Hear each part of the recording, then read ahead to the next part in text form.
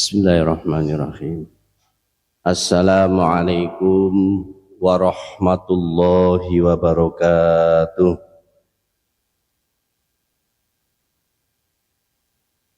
Alhamdulillah, summal hamdulillah, walladzi anzala sakinata fi qulubil mu'minin liyazdadu imanan ma'a imanihim.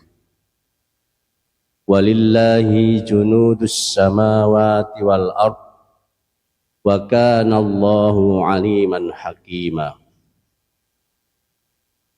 Ashhadu an la ilaha illa huwal malikul haqqul mubin wa ashhadu anna Muhammadan abduhu wa rasuluhul mab'usu rahmatan lil alamin. Allahumma salli ala Muhammad wa ala alihi wa ashabihi wa man tabi'ahum bi ihsanin ila yaumil qiyamah. Subhanaka la ilma lana illa ma 'allamtana innaka antal alimul hakim.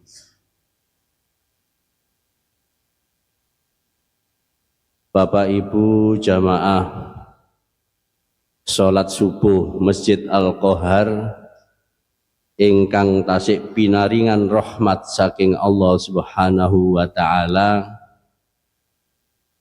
Marilah kita selalu bersyukur kehadirat Allah Subhanahu wa taala,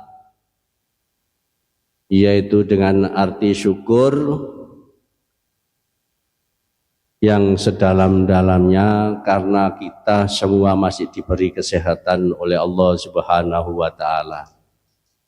Baik sehat jasmaninya, baik sehat rohani kita, bahkan insya Allah sehat rezeki kita. Amin ya rabbal alamin.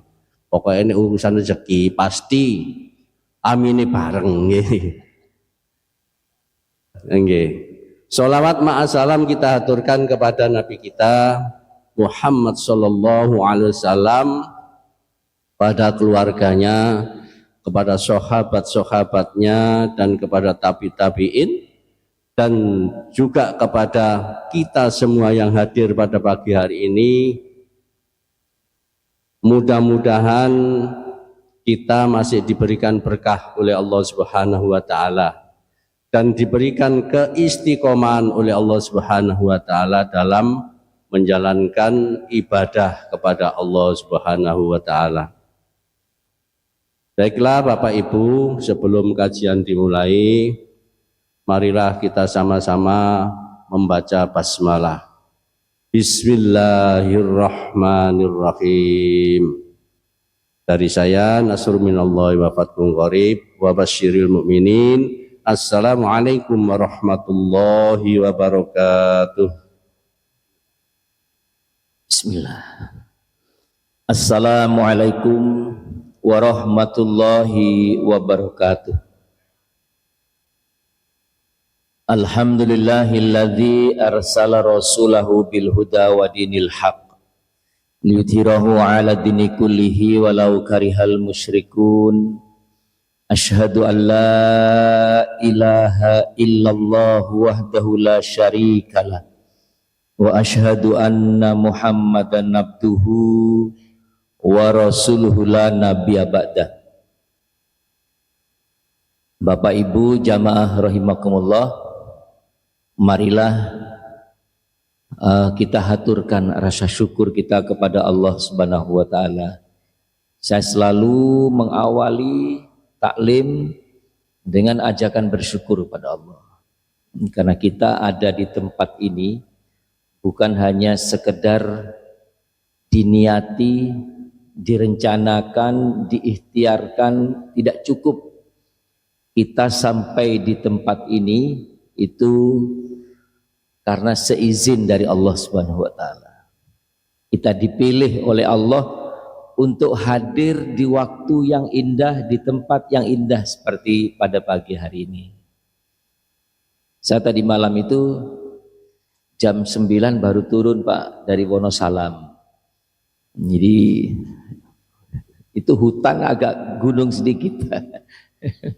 Jam karena ada raker di PDM. Saya sampai rumah tuh kira-kira jam setengah 12. Sedangkan saya dapat tugas Pak. Saya tuh dapat tugas membangunkan orang sholat tahajud. Jadi di rundownnya itu sholat tahajud, penanggung jawabnya Pak Lutfi itu. Ya saya bangunkan Pak dari rumah. Jam setengah 3 itu saya WA.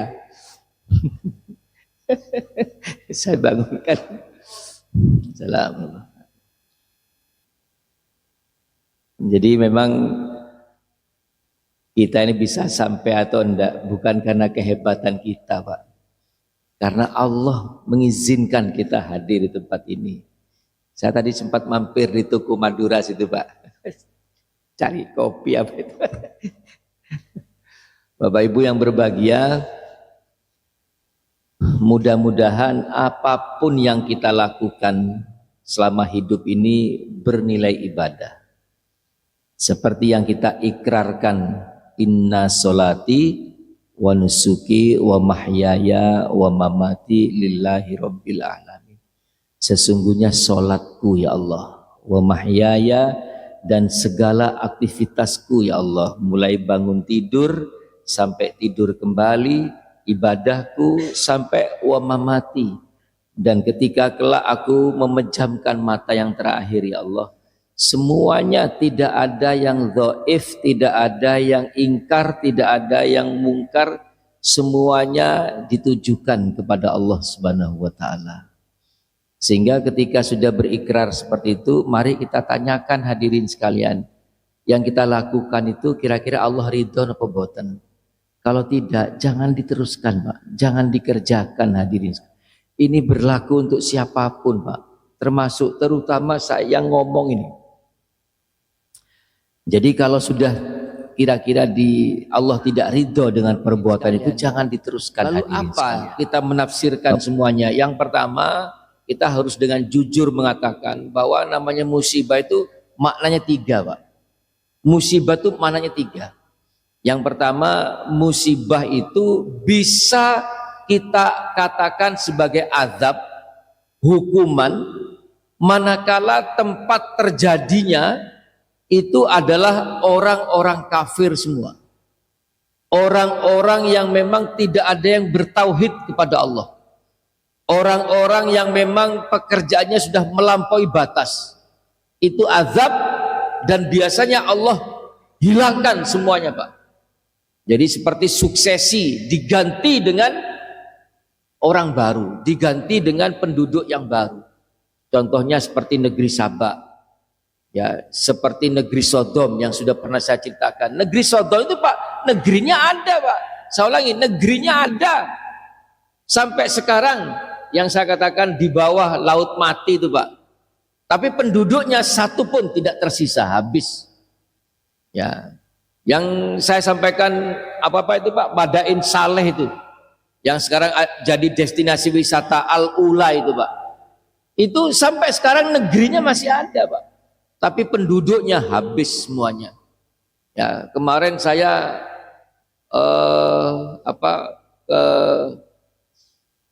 ke Jogja, mampir subuhan di Al-Falah Sragen. Ternyata ada Bakers Muhammadiyah itu di Al-Falah Sragen itu, start dari situ berangkat. Saya tanya mau kemana Pak? Saya mau ke Batur. Saya langsung ingat, loh Batur ini kan yang sedang saya sampaikan di masjid-masjid. Batur, Banjarnegara, di pegunungan Dieng, dataran tinggi Dieng. Lupa, Bapak kemana, mau kemana? Saya mau ke titik 0. Titik 0 itu mana? Legetang. Jadi mereka ini ingin mencari, melihat sejarah dan belajar. Kampung Legetang itu Pak, orangnya enggak ada, tapi kampungnya masih ada, secara geografis ada. Itu Pak, itu namanya azab. Monggo jenengan nanti kira-kira ini sebagai apa. Yang kedua, musibah atau bencana itu bisa kita nilai atau anggap sebagai peringatan dari Allah. Kalau peringatan berarti ini kecil, Pak. Jadi seakan-akan Allah mengatakan aku punya yang kecil. Ya, tapi hati-hati. Kalau kamu tidak segera kembali, akan aku berikan yang jauh lebih besar. Monggo silakan. Nah, peringatan ini biasanya Allah berikan kepada umat yang fasik kepada Allah. Fasik niku Pak, artinya fasik niki orang Islam apa orang kafir? Islam Pak. Orang Islam tapi banyak melakukan kemungkaran. Banyak melakukan kemaksiatan. Ya, saya tidak memvonis, bukan kapasitas saya mengatakan, oh ini azab, ini enggak. Yang ketiga, musibah itu bisa juga berupa sebagai ujian. Ujian itu hadirin sekalian, manakala orang-orang yang mendapatkan musibah itu adalah orang-orang yang beriman. Orang diberi ujian itu Pak, karena yang memberi ujian itu sedang menyiapkan ijazah, sedang menyiapkan tanda lulus. Betul Pak nggih? Anak SD itu kalau diberi ujian lulus, apakah dia tetap di SD Pak? Naik ke SMP. SMP diberi ujian lulus, naik ke SMA. Semua orang yang diuji itu hadirin sekalian, itu karena Allah ingin mengangkat derajatnya. Tapi mohon maaf, dalam sejarah saya jarang Pak menemukan satu kaum yang diuji. Satu kaum diuji itu jarang. Yang diuji itu banyak perorangan Pak. Nabi Musa diuji, ya jarang. Terus satu kaum itu diuji itu jarang Pak. Ya, Nabi Lut ya diuji, Nabi Ibrahim ya diuji. Nah, monggo silakan. Ini bukan hanya satu orang Pak. Ini bahkan yang meninggal berapa? Hati-hati informasinya Pak. Ya, bukan hanya ratusan itu.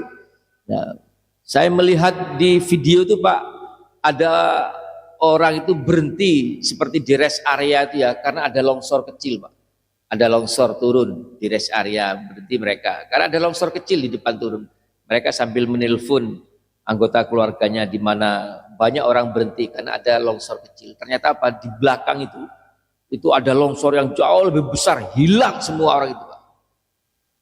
Itu hadirin sekalian, ya kayu-kayu gelondongan, ya mana ada kayu kepotong sendiri terus ada nomornya itu, ya guys, mudah-mudahan Allah segera, katanya Syekh Hasan Al-Basri, ini perlu Pak diingat baik-baik, katanya Syekh Hasan Al-Basri, kalau seandainya Allah hanya menjatah satu doa untuk kamu, kamu boleh berdoa satu saja dan akan saya kabulkan, maka berdoalah semoga diberikan pemimpin yang soleh.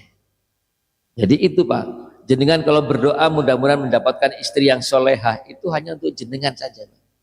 Tapi kalau sudah bermohon mudah-mudahan diberi pemimpin yang soleh, maka dampaknya itu kepada semuanya. Baik, kita pelan-pelan Pak nggih, pelan-pelan. Apakah jin itu memang ada? Hadirin sekalian, jin ini salah satu makhluk Allah. Jenengan harus beriman Pak. Beriman itu hanya percaya bahwa jin itu ada. Ya, dimulai dari, jangan dibuka dulu Pak, surah Az-Zariyat, surah yang ke-51 ayat 56. Itu nyata-nyata Allah berfirman, wa ma khalaqtul jinna wal insa illa liya'budun. Tidaklah aku menciptakan jin dan manusia kecuali untuk menyembah aku, kecuali untuk mengabdi kepadaku, kecuali untuk menghamba kepadaku. Bahasa umumnya itu beribadah, beribadah kepadaku. Mengapa kok jin disebutkan duluan? Karena jin memang penciptanya lebih dulu Pak. Ini Pak boleh dibantu Pak, dibuka di surah Al-Hijr. Surah Al-Hijr itu surah yang ke-15. Pak nanti mungkin bisa dibantu Pak. Ya, surah yang ke-15 ayatnya 26-27. Ini saya menceritakan begini karena beberapa waktu yang lalu ada teman Bu, masuk rumah sakit katanya gara-gara jin. Nah, ternyata perlu disampaikan. Surah Al-Hijr ayat yang ke-26 27. Monggo Pak, siapa yang bantu dibacakan Pak, terjemahnya saja.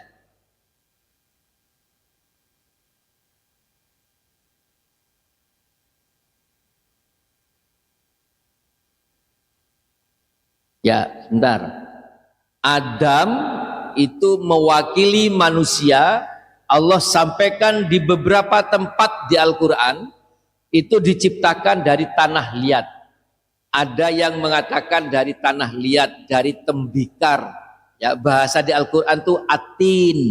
Ada juga mengatakan min sulalatin kal fakhor.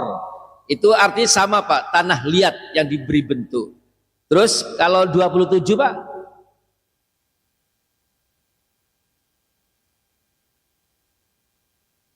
minarus syamum, dari api yang sangat panas. Al-Quran, nun sewu nggih, Al-Quran ini kita harus pegang sebagai pedoman hidup loh nggih. Ya. Di Al-Quran itu kalau ada kata-kata Alkitab, ya, Taurat, Injil, Zabur, ya, termasuk disebutkan Al-Quran sendiri, itu mesti Bapak Ibu di sekitarnya itu ada kata-kata hudan. Artinya apa? Petunjuk.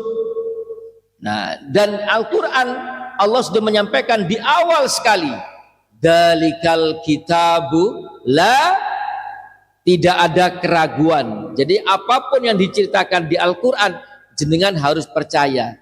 Kalau ndak nyampe, jangan Al-Qurannya yang disalahkan Pak. Ya pancen kene sing gurung nutut. Ya, kita belajar sampai menemukan jawabannya. Ya. Nah, di situ di Al-Quran dikatakan jin itu diciptakan lebih dulu. Ya, jadi malaikat, jin, manusia. Saya ulangi nggih, urutannya malaikat, jin dan manusia. Jin itu diciptakan memang dari api yang membara.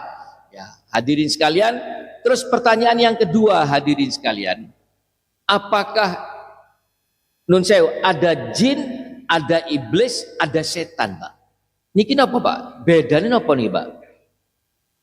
Jin, saya ulangi, perhatikan baik-baik. Jin itu adalah jenis makhluknya, Pak.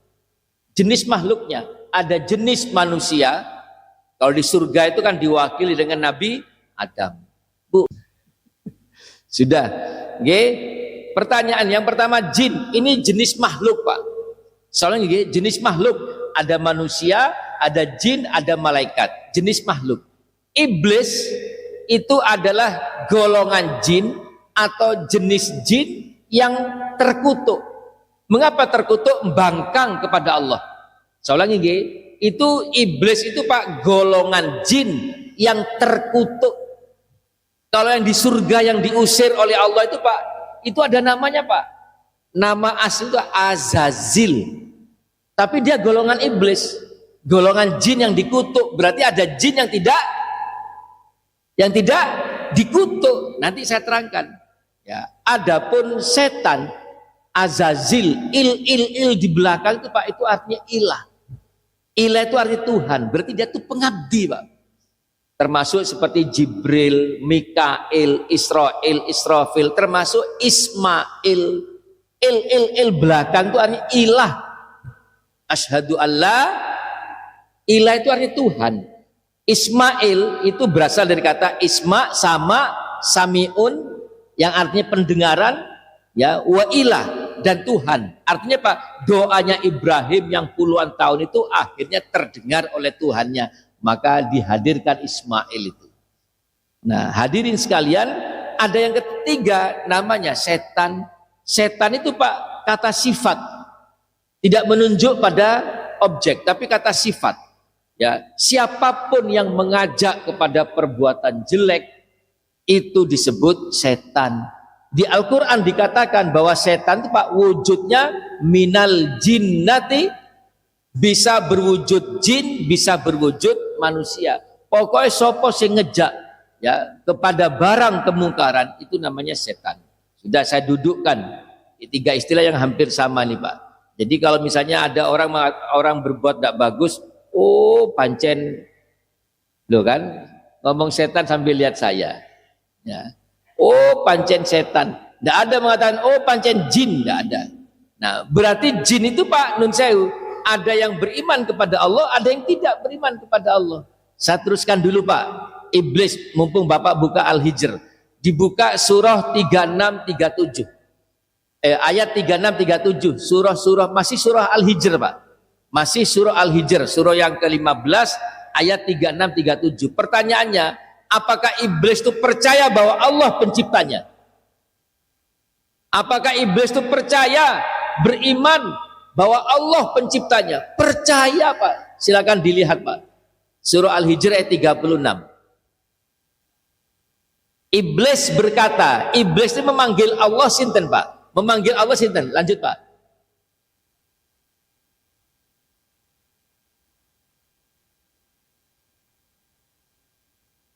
Ya, bahasa Al-Qur'an itu Rabbi.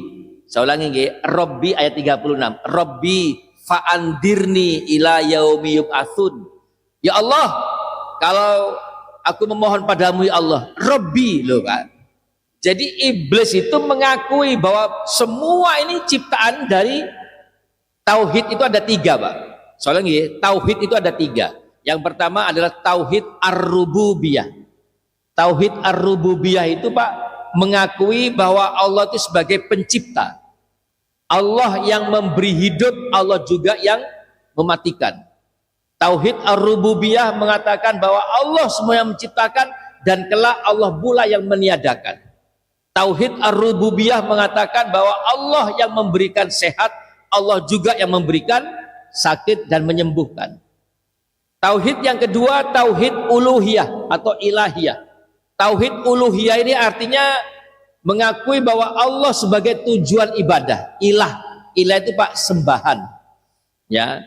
Sehingga kalau itu diterjemahkan ya Rabbi itu berarti mereka mengatakan wahai penciptaku. Dan tauhid yang ketiga, tauhid asma was sifat. Mengakui bahwa Allah itu memiliki nama-nama yang baik, nama-nama yang mulia, sifat yang mulia. Oh, seperti Al-Malikul Qudusus Salamul tadi yang sampaikan Pak Bambang tadi itu. Ya, itu yang terangkum dalam apa Pak? Asmaul Husna. Nah, ini iblis Pak sedang menunjukkan tauhid rububiyahnya. Makanya iblis mengatakan Rabbi, wahai penciptaku. Jadi kalau ada orang nun siapa nggih hanya percaya bahwa Allah penciptanya, tapi disuruh sholat tidak mau, disuruh puasa tidak mau, niku sami kalian. Makanya Pak Nun Sewu gini, ada syair, saya ulangi, ada syair ya Rabbi bil, itu syair ya, bukan Quran, bukan hadis. Kalau itu diterjemahkan hanya sebagai syair, ya Rabbi wahai penciptaku bil Mustafa, melalui Mustafa. Sinten Mustafa nih? Mustafa itu nama lain dari Muhammad Rasulullah. Mustafa, Toha, Yasin, itu nama lain Pak. Jadi kalau itu hanya sebagai syair silahkan. Ya Rabbi, wahai penciptaku bil Mustafa, melalui Mustafa. Kita berdoa diajarkan tidak seperti itu Pak.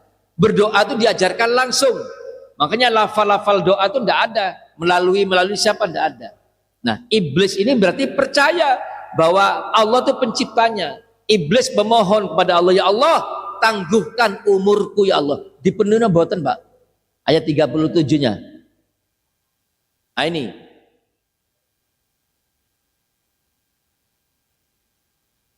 Sampai 38. Oh kan. Jadi iblis itu memohon pada Allah, ya Allah tangguhkan kematianku. Berikan aku panjang umur ya Allah sampai hari terakhir. Dipenuhi mboten kalian Gusti Allah. Dipenuhi. Iblis memohon lagi Pak, yang ketiga, yang kedua Pak, ayat 39-nya Pak.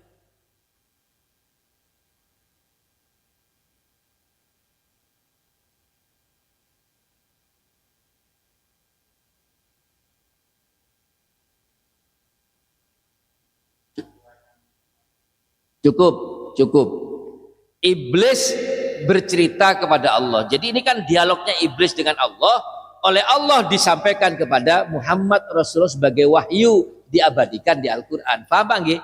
Iblisnya berdialog, ya Allah, kata iblis, di ayat 39. Ya Allah, kalau memang engkau sudah menetapkan aku ini sesat ya Allah, maka aku akan menggoda, menghasut hambamu. Loh, iblis terang-terangan Pak, akan menghasut hambamu ya Allah. Caranya bagaimana? Iblis ceritakan Pak. Caranya bagaimana? Bahwa kesesatan itu akan aku kemas, akan aku bingkai, akan aku balut dengan apa Pak? Dengan apa tadi Pak?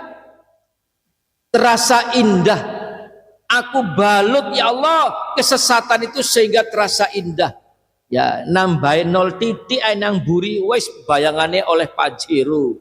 Ya, bayangannya oleh perumahan mewah. Ya, ngapunten Pak, ngapunten. Kadang-kadang mohon maaf istri orang lain kelihatan lebih cantik daripada istrinya sendiri. Itu nun saya Pak, itu iblis. Dan iblis sudah menyampaikan, saya akan balut ya Allah kesesatan itu dengan keindahan. Dan iblis Bu menyampaikan bocoran, Pak. Iblis itu menyampaikan bocoran kepada Allah, dan ya Allah, maka hambamu akan tunduk kepadaku kecuali sinten Pak. Iblis tidak mampu mengalahkan satu orang ini. Sinten Pak? Bahasanya itu Pak, mukhlis, orang-orang yang ikhlas, ngurusi masjid ikhlas, sholat berjamaah ikhlas, perkara ono pecel rawon urusane panitia, nggih. Ya, ke masjid ikhlas. Orang-orang yang seperti ini Pak lewempeng, ya ndak akan bisa dibelokkan oleh siapapun. Itu hadirin, iblis sudah menyampaikan, bukan kecuali yang tinggi besar ya Allah, enggak. Ya, saya akan menyesatkan hambamu kecuali sing ganteng, kecuali sing bacaan Qur'ane apik, kecuali sing enggak Pak, kecuali hambamu yang ikhlas, ngimami yo ikhlas, dadi makmum yo ikhlas. Semuanya kalau sudah ikhlas Pak, iblis itu tidak akan bisa menaklukkan. Satu. Ya, pertanyaan yang ketiga hadirin sekalian, apakah di antara jin itu ada yang soleh? Monggo Pak dibuka surah jin. Nah, sekarang surah jin. Surah jin, surah yang ke-72.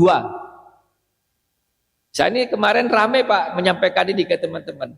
Ya, karena apa? Mereka itu beranggapan, loh Pak Lutfi, lah nek terus ono wong mati terus begini keliling nang kampungku terus apa Pak Lutfi? Ya mbo aku nggak pernah ngerti dewe kok. Loh, sampai ditanyakan begitu Bu. Jadi orang meninggal Pak, malamnya itu Pak muncul Pak ke rumah-rumah itu Pak. Loh aku ketok dewe Pak Lutfi. Ibuku ya cerita ketok dewe. Loh sampan bengiku Bu, kudu sampan bengiku nang kuburan. Gali niku sik ono gak wong isih turu apa gak? Wong iku ndak nang dindi. Lho terus apa? Ini saya ceritakan Pak. Itu jin Pak. Jin tuh denger Pak, jenengan rasan-rasan. Waduh iki rek sing mati ki biang keroke kampung. Pak, pernah dengar gitu ki? Wah iki kok bengi mesti dadi ki. Pernah dengar nggak gitu Pak? Lah setan tuh Pak, jin tuh ketika jenengan ngomong seperti itu dia dengar Pak. Baik iki kesempatan. Nek aku nongol, nek aku muncul mesti kabeh wong percaya. Lah wong sing mati ulama, pengurus masjid, terus tidak mungkin ada orang rasan-rasan sehingga kalaupun muncul orang tidak akan percaya. Tapi kalau yang meninggalnya orang, masya Allah orang bermasalah non sewu yang sering dirasani, ngapunten nggih, seperti rentenir, orang yang nggih pemabuk, yang paling alami Pak seperti rentenir lho Pak. Rentenir itu apa Pak? Niki lho Pak. Ah, nggih. Itu Bu, yang waktu kecil saya datang ke rumahnya orang nagih Bu. Cerita nu wow, luar biasa. Lho wingi sik nagih nang nggonku. Iku wis mati wis oleh 2 wulan. Lho wingi sik nagih nang nggonku. Lah cerita-cerita ini saya tidak bisa menguatkan karena saya tidak pernah mengalami sendiri. Itu jin Pak. Jin itu Pak nggih saya Pak. Main gelas di dapur itu bisa Bu. Jin itu Bu, jenengan sebelum bangun untuk sholat tahajud, air di bak mandi itu Pak digoyang-goyang, jin itu bisa Pak. Makanya kita tidak usah takut. Karena Pak, nanti saya sampaikan bagaimana caranya. Oke. Pak, ayat yang ke-11 Pak. Mohon dibaca Pak. Surah jin ayat yang ke-11.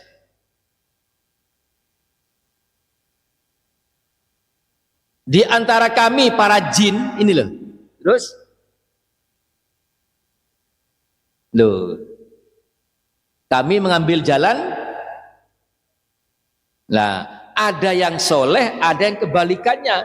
Tapi katanya Rasulullah, sejujur-jujurnya jin masih lebih banyak bohongnya. Lho nggih Bu, wis tekano jin sing paling jujur iku sih akan bujukane. Makanya kita ndak boleh berkoneksi dengan jin, Pak. Kita ndak boleh berkongsi dengan jin. Hati-hati ya kalau ada, karena orang Pak kalau sudah berkongsi dengan jin Pak, ndak mungkin sama jin diajari terus kudu rajin sholat nang masjid, enggak. Berapa banyak cerita tuh orang yang menutup kamarnya karena mereka tuh berkongsi dengan jin, ternyata apa di kamar itu nun sewu nggih, nun sewu Al-Qur'an itu dilunggui, Al-Qur'an digawe macam-macam. Kenapa? Itu seperti persyaratan. Ya, berkongsi dengan jin. Ya, sudah. Terus ayat yang ke-6 Pak, mereka itu sudah mengatakan sendiri, ya ada di antara kita ini yang berkongsi dengan jin. Diapakan sama jin loh? Mereka cerita sendiri Pak, ayat 6 Pak.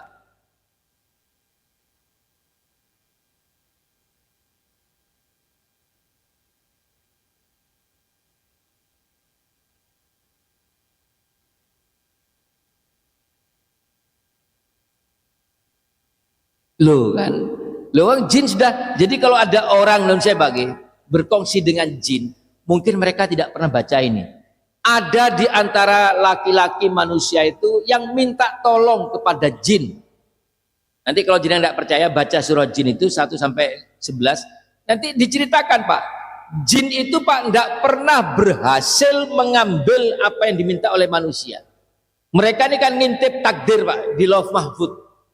Oleh malaikat dijaga dan mereka tidak ada satupun yang pernah berhasil. Malah oleh para malaikat itu dipanah dengan panah api. Lah itu Pak akhirnya muncul cerita api-api yang katanya ada yang mengatakan meteor, ada yang mengatakan itu panahnya malaikat mengusir jin dan sebagainya. Mereka tidak pernah berhasil Pak. Tapi karena kita ini butuh, akhirnya kita ini menghamba. Loh, jin itu sudah mengatakan banyak di antara mereka itu yang minta tolong kepada jin, tapi oleh jin sengaja dibuat semakin sesat. Hati-hati Pak. Saya pernah ngikuti satu keluarga Pak. Satu keluarga itu yang pertama ketemu dengan saya pertama itu sudah dewasa, sudah lulus SMA. Saya dapat cerita dari keluarga yang lain. Iki Pak Lutfi, biar si SMA pinter Pak Lutfi. Bahasa Inggrisnya aktif Pak.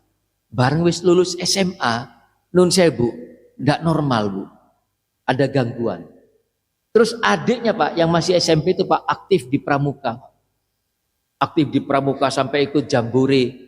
Ya, karena saya bagian dari keluarga itu. Saya ikuti Pak setelah lulus SMA sama Pak. Ada lagi yang paling kecil, anak lakinya semua Pak. Yang paling kecil tuh saya deg-degan. Mosok arek iki karek siji, arek lanangi karek siji, mosoknya podo. Betul Pak. Saya ikuti terus keluarga itu. Setelah lulus SMA juga sama Bu. Jadi anak lakinya 3 itu semuanya tidak sehat. Terus saya tanya, iki kok iso ngene iki apa? Biyen embai dadi dukun.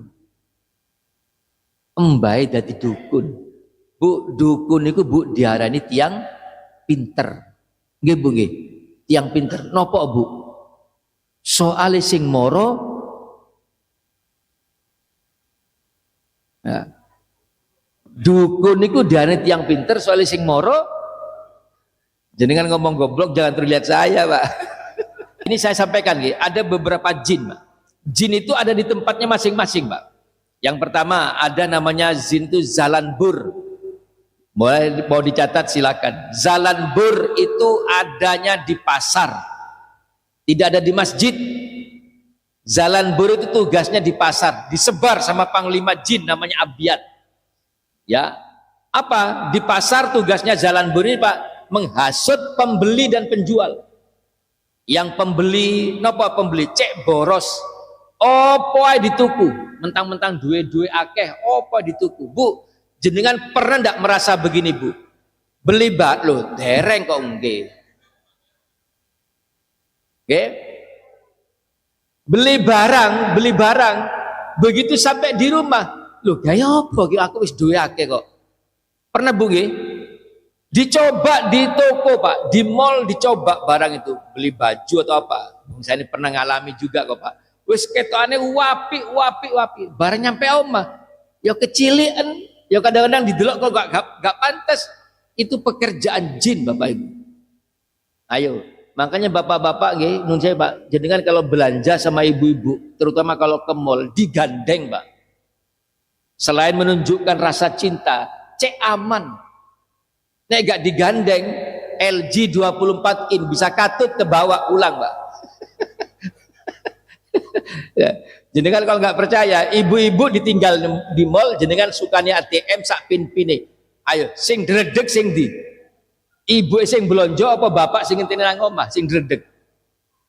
Ya, angger mobil teko, waduh isi apa ae mobil iki. Satu.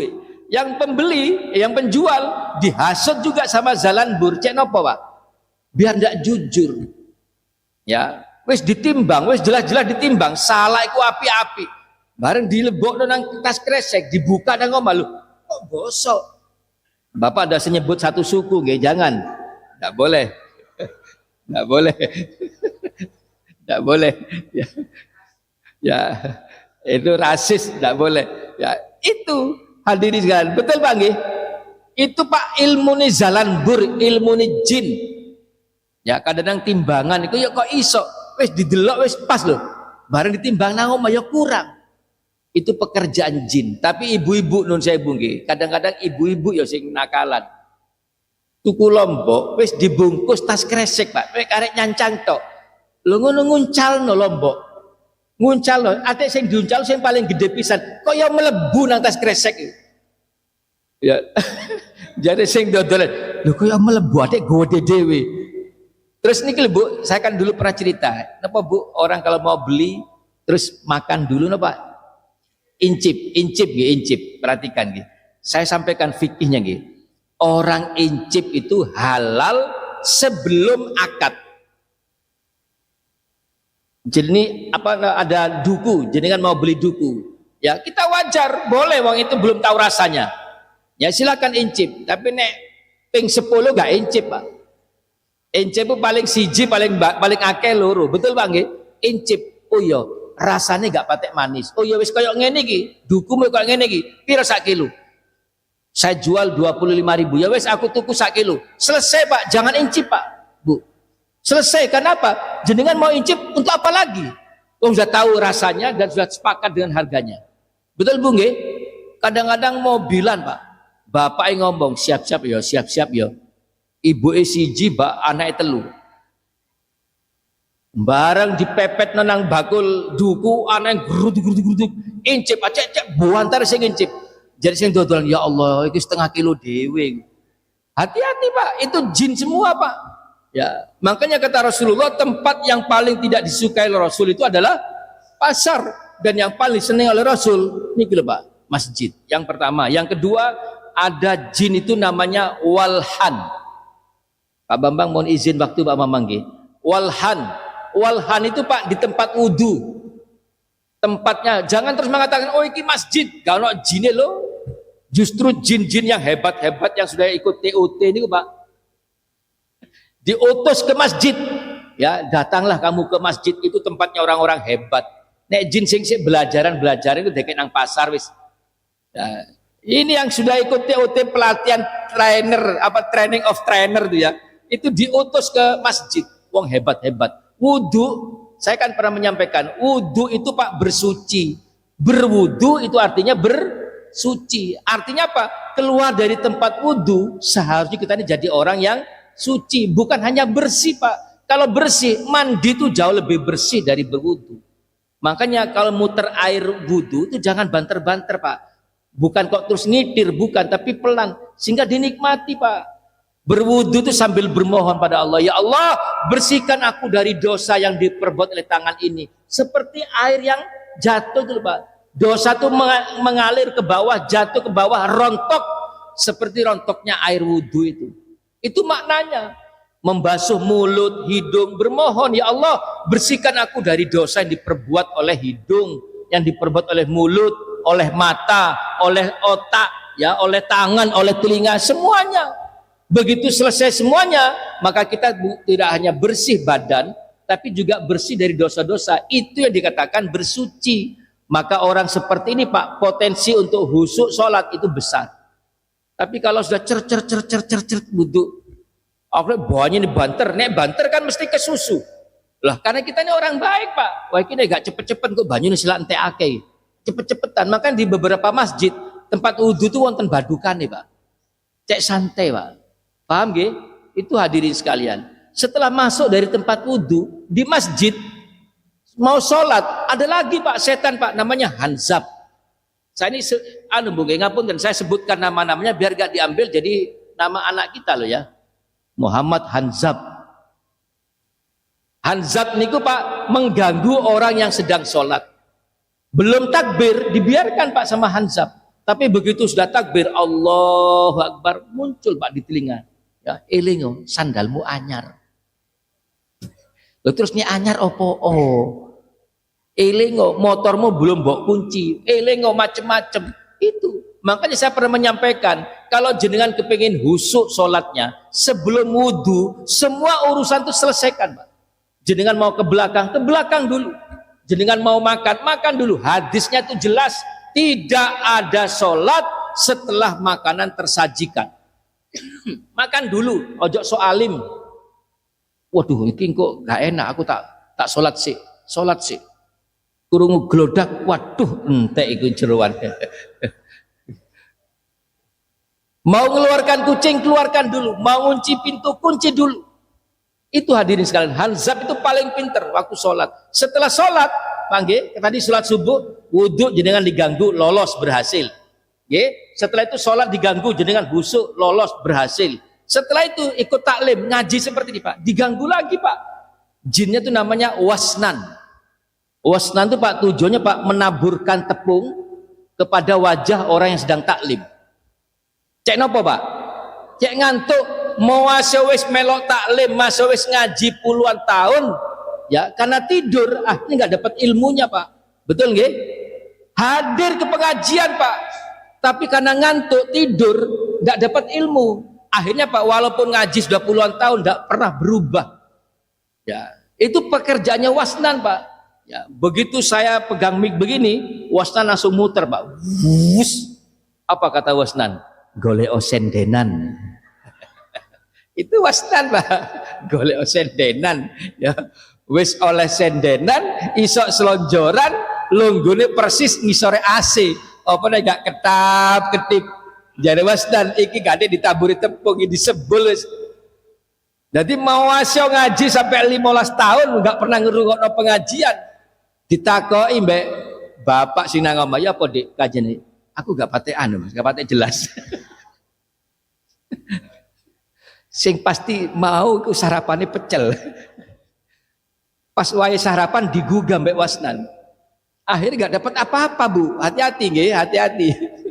Bareng tangi lho. Kok sik pancet iki sing ceramah. Lho terus maksudnya apa? Gantian dah. Ada lagi Bu namanya dasim. Nah ini dasim. Dasim itu ada di rumah kita Bapak Ibu. Nggak usah takut Pak. Dasim itu ada di rumah kita. Tugasnya dasim itu 3. Yang pertama menempati ruang-ruang kosong. Sama Pak, kita ngaji sekarang ini, Bapak ikut, Ibu ikut, anak ikut, rumah kita kosong. Berarti sekarang dasim bancaan. Nggak usah takut, nggak usah takut. Loh ini Rasul yang mengajarkan kok. Begitu masuk rumah ucapkan apa? Assalamualaikum. Dasim itu langsung keluar. Apa kata dasim? Ayo keluar. Nggak ada tempat bagi kita di rumah ini. Nggak usah ditambahi Bu. Assalamualaikum dasim. Nanti nongol dia. Nongol adik ngomong. Wis sarapan dah. Yang kedua tugasnya dasim itu mengajari perbuatan jelek. Makan pakai tangan kiri sambil berdiri itu pekerjaannya dasim semua Pak. Pekerjaan dasim semua. Terus yang ketiga merusak rumah tangga muslim. Ya. Nanti kalau sudah kumpul ya lapor kepada Panglima Abiyat. Apa kata jin-jin itu? Panglima, saya sudah mengganggu orang sehingga wudhunya tidak bagus. Ya wis laporanmu tak terima wis dangali. Ayo kerja mana? Ya seperti Kang Sinten Pak yang meninggal. Preman pensiun. Sudah. Ya, ayo wis. Saya lapor Panglima. saya menggoda orang sholat sampai tidak khusyuk, ya wis laporanmu tak terima. Dianggap laporan biasa. Termasuk yang di pasar itu dianggap laporan biasa, Pak.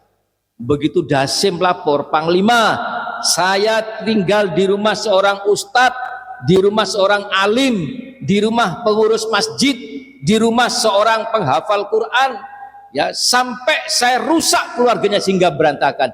Wah, ini laporan yang luar biasa. Itu Bapak Ibu. Pernikahan itu adalah ibadah yang paling panjang. Sholat itu Pak, sehusuk-husuknya sholat paling 15 menit. Ya, kalau tenang itu bisa 15 menit sholat itu. Yang namanya puasa itu mulai terbit fajar sampai tenggelamnya fajar. Tapi kalau namanya nikah itu mulai akad sampai meninggal. Itu tidak disenangi Pak oleh jin, oleh Dasim. Akhirnya mereka tuh bekerja keras. Mungkin dari kelompok jin itu yang paling pintar tuh Dasim. Makanya ditugaskan di rumah kita. Bu nggih, bersyukur pada Allah sambil bermohon agar terus diberikan ketenangan. Yang kedua, hadirin sekalian, ayo ya, kita harus tetap beriman kepada Allah, jangan pernah berkongsi dengan jin, tapi kita tahu bahwa mereka sebagian dari makhluk Allah, kita usir dengan doa-doa yang diajarkan oleh Rasulullah. A'udzubillahi minasyaitonirrajim. Assalamualaikum. Makanya kalau jenengan mimpi buruk malam hari, nggih Pak nggih, mimpi buruk malam hari itu karena memang dipengaruhi oleh jin. Duduk, ya, kalau membalik bantal dan sebagainya itu kan sugesti Jawa itu. Ya, duduk dan bacakan doa pengusir jin. A'udzubillahi minasyaitonirrajim. Saya pernah membaca dialog jin, itu kalau kita ini Pak merinding, bulu kuduk berdiri, itu berarti radius jin itu tidak jauh dari kita, Pak. Jadi seperti ada medan magnet. Jadi sejauh mana jin itu bisa menggesek medan magnet dan berpengaruh secara fisik pada tubuh kita. Berarti jin itu di sekitar kita, Pak. Tapi kalau jin itu melihat gelagat kita takut, Pak. Oh, tambah dikit-dikit dikemburi. Ya, tunjukkan bahwa kita berani. Bahwa kita diajarkan oleh agama. A'udzubillahi minasyaitonirrajim. Jadi kalau jenengan misalnya ada gelagat sesuatu yang mencurigakan, datangi Pak. Datangi, tunjukkan bahwa kita tatak. A'udzubillahi minasyaitonirrajim. Itu diajarkan, Pak. Sanatnya jelas. Paham Pak nggih? Nek jenengan terus ketok wedi tambah digandoli. Nah, mudah-mudahan Allah selalu membimbing kita semuanya. Amin ya rabbal alamin. Terima kasih. Kita akhiri dengan tahmid dan kafaratul majlis. Alhamdulillahirabbil alamin. Subhanakallahumma wa bihamdika asyhadu an la ilaha illa anta astaghfiruka wa atubu ilaik. Assalamualaikum warahmatullahi wabarakatuh. Rahimakumullah. Saya sebagai takmir sangat berterima kasih atas kehadiran Bapak Ibu jamaah rahimakumullah. Saya ucapkan jazakumullah khairan katsira. Mudah-mudahan jenengan diberkahi oleh Allah Subhanahu wa taala. Dari saya Takmir Masjid Al-Qohar, nasrun minallahi wa fathun qarib wa basyiril mu'minin. Assalamualaikum warahmatullahi wabarakatuh.